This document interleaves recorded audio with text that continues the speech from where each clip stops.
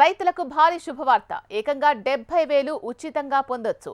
ఎలా పొందాలి, ఎవరికి వర్తిస్తాయి అనే అంశాలు ఈ వీడియోలో మనం చూడబోతున్నాం.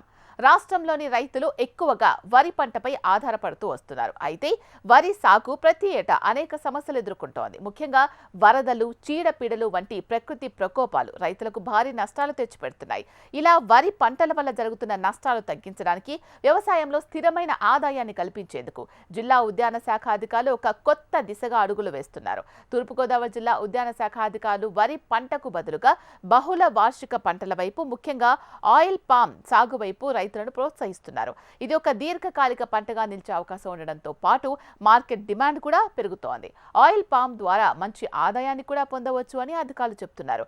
రైతుల్లో చైతన్యాన్ని నింపేందుకు అధికారులు దీనికి సంబంధించి అవగాహన కార్యక్రమాలు కూడా నిర్వహిస్తున్నారు. ఆయిల్ పామ్ సాగుతో కలిగే ప్రయోజనాలను వారికి వివరిస్తున్నారు. బోర్లున్న భూభాగాల్లో ఈ పంటకు నీరు అందుబాటులో ఉండడంతో ఆయిల్ పామ్ సాగుకు అనుకూలంగా ఉంటుందని నిపుణులు సూచిస్తున్నారు.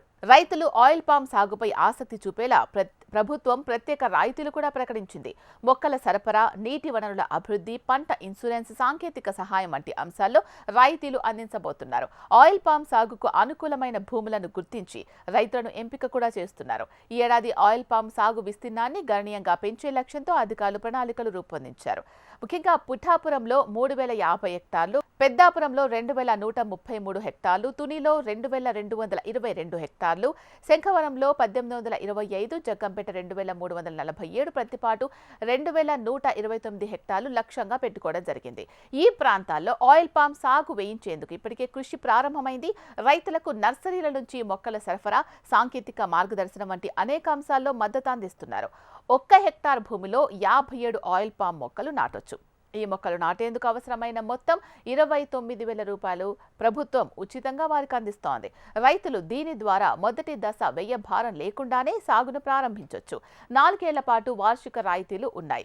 రైతులు తమ భూమిలో మొక్కల సంరక్షణ, ఎరువుల ఖర్చులకు భయపడకుండా ఉండేందుకు ప్రభుత్వమే ఈ భారాన్ని తన భుజాన వేసుకుంటోంది.